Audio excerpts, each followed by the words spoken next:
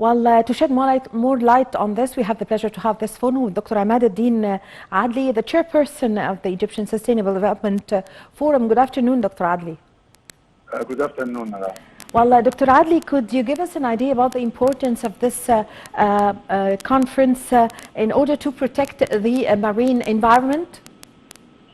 Yes, yesterday, actually, the 1st of June, the world was celebrating the World Environment Day. Each year on the 5th of June of every year, people around the world, we celebrate the World Environment Day. And yesterday, Egypt was celebrating, and the Minister of Environment and the Minister of Tourism both were launching a new campaign on for the marine protection, marine environment protection in Egypt, especially in the Red Sea. And the campaign is part of Live Green, تحضر للأخضر, and also the Eco Environment campaign that the Minister of Environment has launched a few months ago. And this comes as part of the big campaign of the Eco Environment in Egypt. Yes, so Dr. Adly, what are the main features of this initiative? And this is the only or the first initiative in the Middle East and also in Africa. Yes, it's one of the very unique initiatives that Egypt has started, as I said, very recently and was launched yesterday.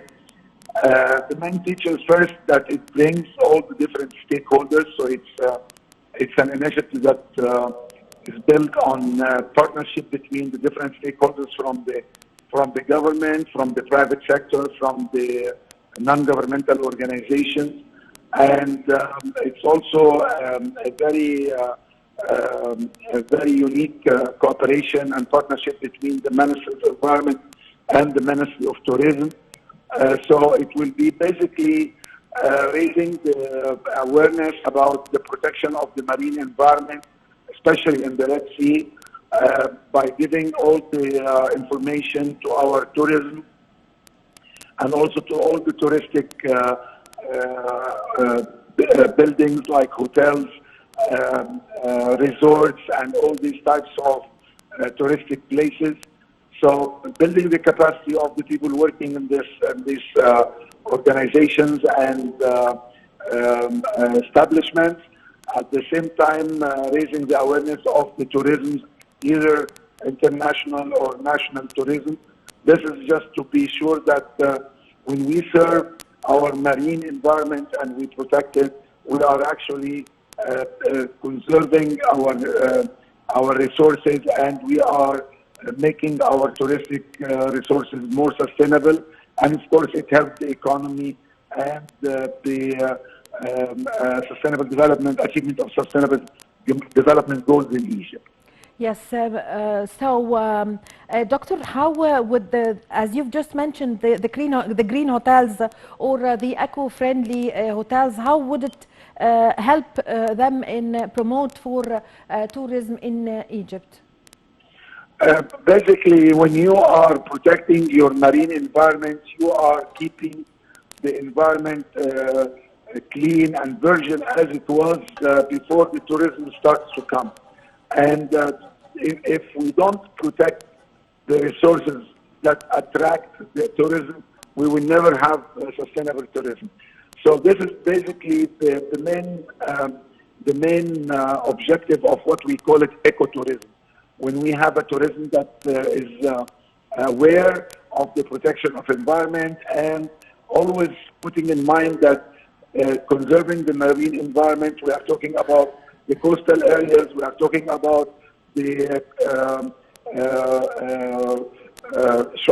the coral reefs, we are talking about the marine life, everything that we have at the marine and at the coastal areas, we conserve it, we protect our tourism to be more sustainable and to be, of course, more environmentally friendly.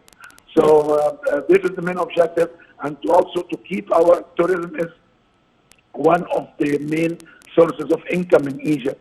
and to have this sector, this industry surviving and sustainable, we have to protect the resources that makes the people come, and the tourism is always coming to Egypt.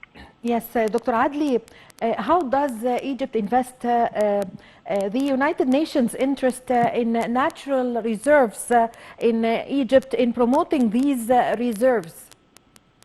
Well, Egypt is part of many of the conventions that were adopted by the United Nations. If we are talking about the biodiversity conventions, or we are talking about the conventions on the coastal zone management, conventions that have been like the Barcelona Convention for the protection of the Mediterranean. All these conventions, Egypt is part of it. And with the United Nations, Egypt has always been one of the leading countries in initiating and also adopting this kind of conventions. So celebrating the World Environment Day is also one of the activities that is organized by the United Nations Environment Program. And of course, Egypt, by bringing the issue of marine environment conservation, Egypt is showing that we are keen on the implementation and the enforcement of all these international conventions. And of course, this does not come only by adopting the conventions or the agreements, but it comes by the real work on the ground when we have our legal institutions, legal environment also, and all the technical capacities and the awareness needed to make these conventions implemented and enforced. Yes, Dr. Adly, who participates in this, or who are the parties participating in this initiative? As I said, it brings together the two main pillars from the government, the Minister of Environment and the Minister of Tourism, and it also brings the private sector and brings the non-governmental organizations. So it is a multidisciplinary process that brings different actors from the different stakeholders. Yes, of course, in addition to media, of course, media is also one of the most important stakeholders in this process. Yes, of course, that's what was my my second question concerning the media and concerning spreading awareness concerning this. How do you see the importance of promoting for this initiative to get people know more about it? Yes, media has been always a strong partner in all the environmental protection and sustainable development campaigns because what we can do on a small scale when we are working at the community level, at the school level, at the university level, the media can do it on a larger scale, using all the different channels that we have in the radio, in the TV, and the social media. This definitely can make a big difference, and we have to give always good examples and highlight the good practices and the success stories to the people, so they can feel how we can make things happening and how we can make the change. Yes, concerning the following up of this initiative, who is going to? What are the parties that are going to follow up concerning this initiative, Dr. Adly? From what I understood, there is a steering committee that has been established by the Ministry of Environment, and this follow-up committee will be it has members from the different stakeholders, and they are going to always secure the advice and the guidance for the implementation of the campaign, at the same time the monitoring and the follow-up of the process. Yes, Dr. Adly, what do we expect after how long, after 2 months, after 1 year, what do we expect from this initiative? What would be the outcome? We expect to have more ecotourism activities, in, especially at the Red Sea, which is one of the main sources of tourism for Egyptians, and more environmental friendly touristic places, more aware tourism, and of course more sustainable tourism and sustainable resources for Egyptians and for the tourism industry in Egypt. Yes, Dr. Adly, could you give us an idea about the natural reserves, the important natural reserves in Egypt?